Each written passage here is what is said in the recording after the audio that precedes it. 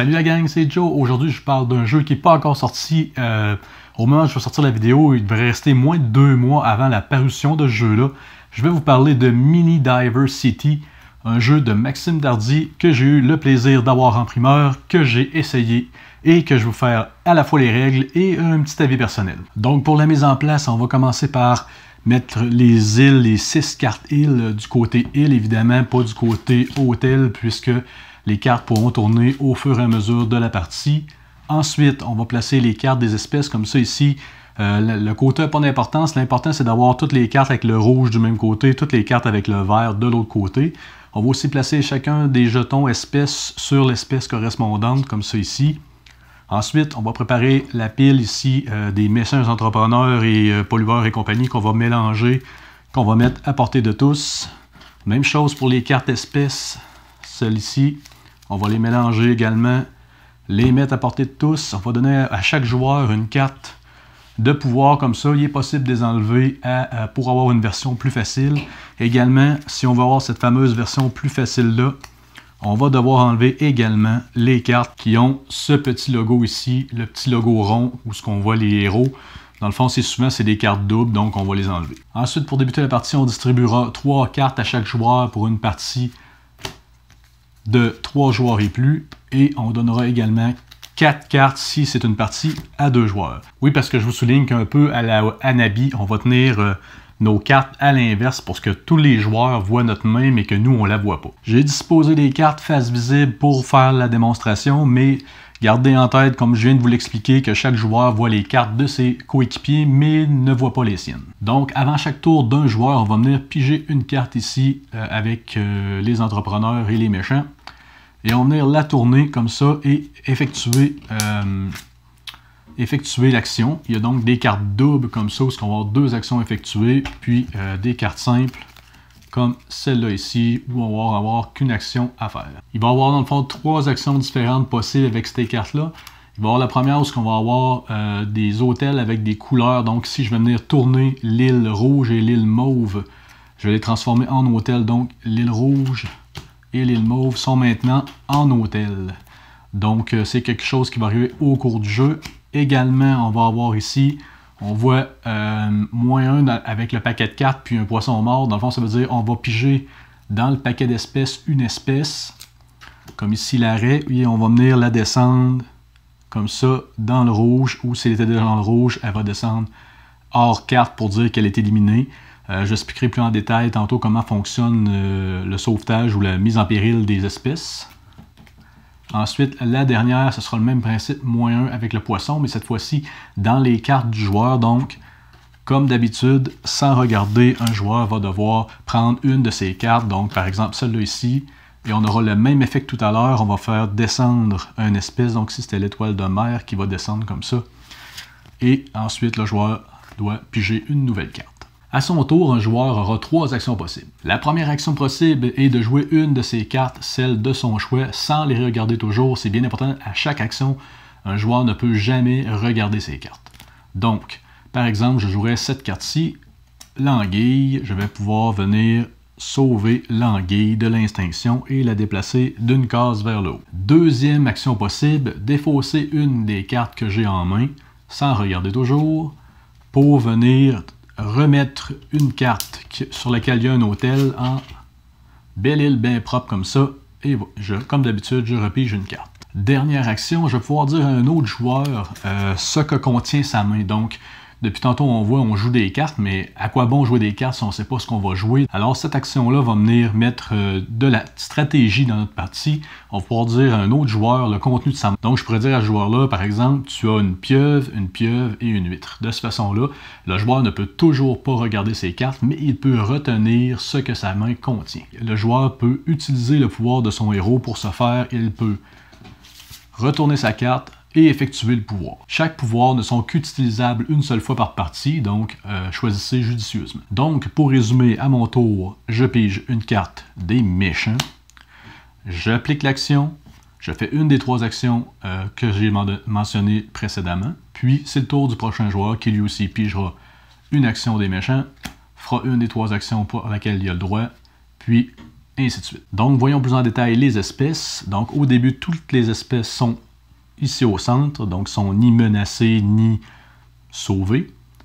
Lorsque je jouerai une carte de ma main comme action, je viendrai faire monter le jeton vers le sauvetage. Donc, si je réussis à rendre l'animal en dehors de la carte, l'animal est sauvé.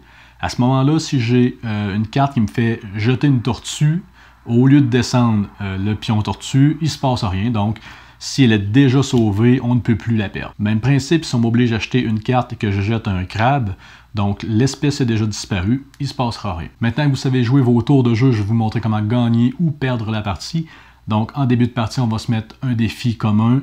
Par exemple, le niveau facile, sauver 5 espèces. Donc, lorsque 5 des 10 espèces sera rendu en haut, donc là j'en ai 4, 5, j'aurai gagné la partie.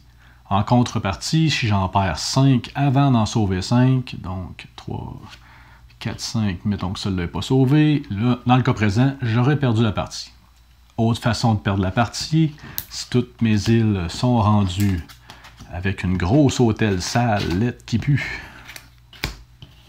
j'ai également perdu la partie. Pour finir, si jamais quelqu'un doit piger dans le paquet d'espèces et qu'il n'y en a plus, la partie est terminée. Si jamais la pige est vide, on peut toujours prendre la défausse et la remélanger, il n'y a pas de problème. C'est ce qui résume les règles, alors je vous souhaite bonne partie et surtout bonne chance. Donc maintenant qu'on sait jouer, qu'est-ce que j'ai pensé de Mini Diversity? Ben, premièrement, côté matériel, on a un beau jeu de cartes, les illustrations sont magnifiques, on les voit pendant les règles, on a plein d'animaux aquatiques, c'est super bien fait, les personnages sont bien dessinés, les cartes sont belles, un bon format. Côté-là, rien à dire. Peut-être, j'ai trouvé un peu que les jetons détonnaient un peu avec le reste, mais c'est quand même pas si mal. C'est évidemment pour les voir rapides du coup d'œil, savoir si est-ce que l'espèce est encore au centre, au neutre, soit sur le bord d'être proche de l'extinction ou proche d'être sauvé. Donc, c'est un peu pour ça sûrement que le jeton est d'une couleur qui s'harmonise moins bien avec le reste. Côté règles, on a un petit dépliant comme ça, recto verso, c'est bien illustré, c'est très clair, il y a des couleurs dans le texte même pour nous guider. J'ai la version anglaise ici parce que Maxime n'avait pas reçu encore ses copies françaises, donc mais qu'importe, je me suis bien débrouillé avec ça, c'est super bien fait. On n'a pas de problème, on cherche pas, tout est à la bonne place. Côté règles, c'est super. Pour la boîte, en plus d'être bien jolie, c'est le fun parce que même moi, je livre souvent mes jeux, même avec des protecteurs de cartes, le jeu rentre encore dans la boîte. Il n'y a pas beaucoup de lousse, mais tout rentre dans la boîte. Il n'y a pas beaucoup d'espace libre, comprenez lousse comme ça. Donc c'est super bien. On n'a ni une boîte trop grosse, ni une boîte trop petite. Des fois, il y a des jeux, je pense à Splendor, qui pourraient rentrer dans une boîte de même. Mais qui a une boîte gigantesque, ou des fois des jeux qui rentrent tellement serrés qu'un coup on a mis des protecteurs, ben il n'y a plus rien à faire, le jeu ne rentre plus. Donc ce côté-là, c'est super. Côté mécanique de jeu, c'est super le fun, on a un coop, il est pas trop facile, il est assez difficile même. On va découvrir des trucs au fur et à mesure des parties, des choses qui nous paraissent pas d'emblée logiques, mais qui finalement nous aident beaucoup. On va découvrir, Maxime a noté dans les règles avec ses partenaires que certaines îles qui peuvent pas être sur la même carte. Donc, je crois que la rouge et bleue, par exemple, ne pourra jamais sortir en même temps. Donc, si on a les deux encore côté île, donc on sait qu'on a quelques tours avant de se faire avoir. Je donne l'astuce, et dans les règles. Il y a comme d'autres petites astuces comme ça qu'on va trouver. Il y a les personnages qui nous donnent des petits pouvoirs qu'on peut utiliser qu'une seule fois, c'est super le fun, ça nous donne un petit avantage, mais pas trop. On ne sait jamais tout à fait ce qui va nous arriver, ça met un petit suspense, c'est super. Pour la victoire, on peut regarder dans les règles, il y a plusieurs façons. On peut y aller avec sauver 5 espèces, 6 espèces, 7 espèces. 5 espèces, c'est quand même bien. 6, ça commence à être difficile. Le maximum, je pense, c'est 9. Ça, c'est le niveau Poséidon, je pense, vraiment difficile. Personnellement, je ne l'ai pas réussi. J'ai joué quand même pas mal de parties à date, puis c'est assez difficile quand même. Donc, un jeu que vous n'allez pas réussir à chaque fois, qui va vous donner le goût de rejouer. Un jeu de coop où on n'aura pas personne qui va prendre le lead puis dire aux autres quoi faire, parce qu'on ne sait pas ce qu'on a, nous.